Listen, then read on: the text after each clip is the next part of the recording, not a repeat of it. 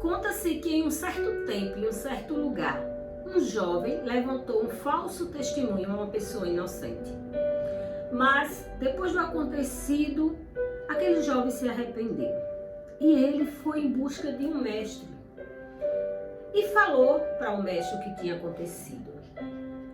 E o mestre disse: "Você está arrependido?" Ele disse: "Eu estou." "Então você vai fazer, eu vou passar uma lição para você. Você vai pegar um saco de penas, vai chegar na montanha e vai jogar aquelas penas. E depois você volta aqui." E assim aquele jovem fez. Chegou na montanha com um saco cheio de penas e jogou ao vento. Voltando lá naquele mestre, ele perguntou: "E aí, mestre? Tá resolvido? Foi tão fácil assim?" Ele disse: "Não. Aquelas penas..." Não, aí ele disse: "Volte lá e tente recolher todas aquelas penas." Essa vai ser a segunda lição. Tente resgatar uma a uma. E assim o jovem fez. E o jovem voltou. Quando ele retornou ao aquele velho senhor, ele disse: "Assim, mestre, eu não consegui sequer recolher uma pena." Aí o mago disse para ele: "Assim foram as suas palavras. Você muitas vezes joga ao vento e você, depois que jogou, depois que você prejudicou, você não consegue mais resgatar. Você não consegue mais mudar aquela situação. Mas você pode, a partir de agora, fazer diferente." E não diferente daqueles jovens somos nós. Muitas vezes proferimos palavras que magoam, que ferem, que destroem. Palavras essas envolvidas com fofocas, com calúnia, com difamação. Muitas vezes usamos a nossa língua para amaldiçoar e não para abençoar. Há um peso muito grande no que nós falamos, tanto para o bem como para o mal. Que neste dia possamos refletir o que tem saído da nossa boca, de que forma nós temos usado esse dom tão maravilhoso, que é o dom de falar. Há tempo para calar, há tempo para falar, assim diz a palavra de Deus. Mas quando estamos no tempo de falar, o que nós temos falado? O que nós temos dito àqueles que nos rodeiam? Palavras de bênção ou palavras de maldição? Muitas vezes convidamos alguém para vir em nossa casa e quando aquela pessoa chega, ao invés de ter um elogio, muitas vezes vão focar no defeito e vão falar. Aprenda a entrar e sair dos lugares e fechar a sua boca. Porque se o seu falar não for para abençoar, se o seu falar não for para edificar, fique calado. Aquele jovem, ele viu o quanto o falso testemunho dele prejudicou aquela pessoa. Às vezes você pode pensar, mas isso aí não é história real. Todos os dias nós temos pessoas igual àquele jovem.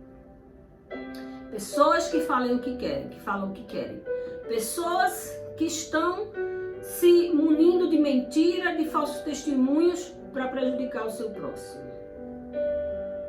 Eu vejo que nas grandes corporações, nas empresas, pessoas já me relataram muito disso. E eu ficava estarrecida com a capacidade do ser humano de inventar histórias, inventar falso testemunho para poder subir de cargo. Mas um dia a conta vai chegar. Um dia a conta chega. Aquele jovem, ele se arrependeu, mas ele viu o estrago das suas palavras.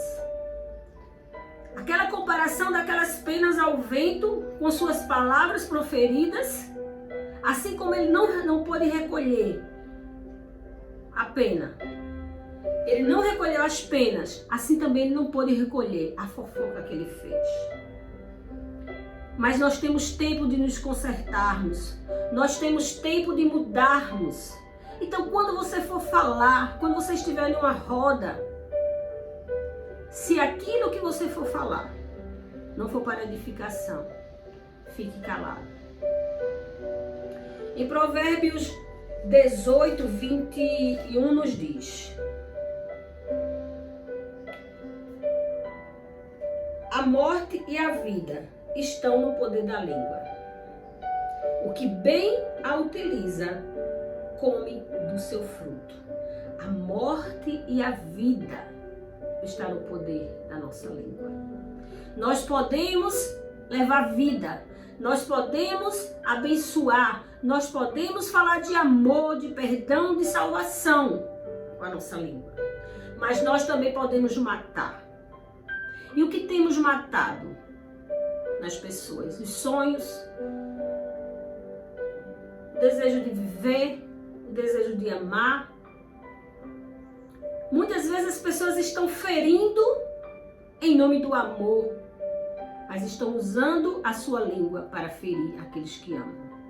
Isto não é amor, porque quem ama, cuida. Quem ama, protege. Quem ama, não fere.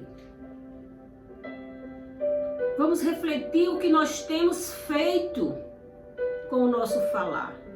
Porque assim como eu posso matar, eu também posso trazer vida.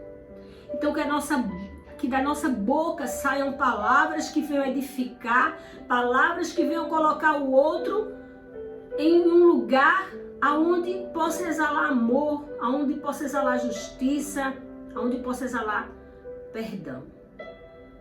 Que o nosso falar seja sim, sim, não, não. Que o nosso falar possa produzir vida nas pessoas. Se o que eu for falar for matar, for trazer tristeza, angústia, preocupação, o melhor é nos calarmos. Provérbio 21, 23 nos diz: o que guarda a boca e a língua, guarda a sua alma das angústias. Então, a partir do momento que o que sai da minha boca é vida, e se eu guardo a minha boca e a minha língua de falar coisas ruins, proferir palavras que magoam, palavras que destroem, porque muitas vezes somos destruídos pelo que ouvimos, porque nós somos frágeis. E como pessoas frágeis, absorvemos a negatividade do falar das pessoas. Mas eu venho aqui nos trazer essa meditação para que possamos sermos pessoas melhores, para que possamos nos tornarmos pessoas que levam vida através do seu falar. E se você tem o costume de estar colocando pessoas, muitas vezes inocentes, na sua boca, para levantar falso testemunho, eu profetizo em nome de Jesus que isto vai parar na minha vida e na sua vida. Eu profetizo em nome de Jesus que o que venha a sair da nossa boca sejam palavras que constroem e não que destroem. Palavras que tragam amor e não ódio. Palavra que traga vida e não morte. Porque quando a gente guarda a nossa boca e a nossa língua, a gente está livrando a nossa alma da angústia. Assim como aquele rapaz, que seja um conto ou não, aquele rapaz se arrependeu. Eu e você possamos nos arrependermos, que se porventura, em algum momento, levantamos falso a alguém, em algum momento inventamos uma mentira sobre a vida de alguém, não importa o tempo que faz, possamos estar diante de Deus pedindo perdão. Porque de uma certeza eu tenho, o Senhor nos perdoa. O Senhor não vira as costas para todos aqueles que a Ele for, para todo aquele que nele confiar, para todo aquele que depositar o seu pecado diante do altar e se arrepender.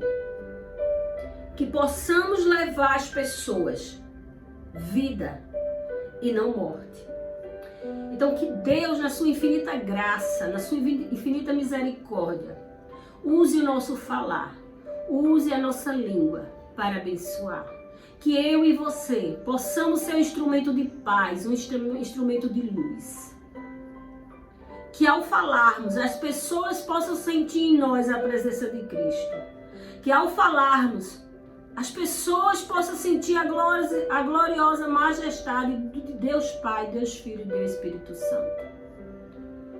Quebre qualquer maldição. Se você foi acostumado a estar diante de rodas de fofoca, se você herdou isso de pai e de mãe, quebre em nome de Jesus. Você é uma nova criatura.